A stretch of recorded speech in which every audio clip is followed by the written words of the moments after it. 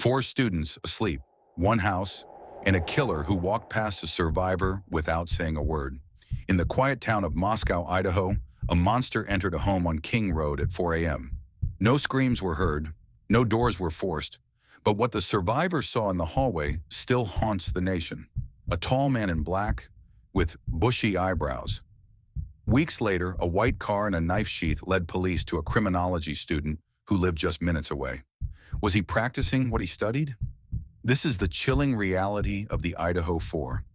Subscribe to Shadow Intel to uncover the truth they didn't want you to see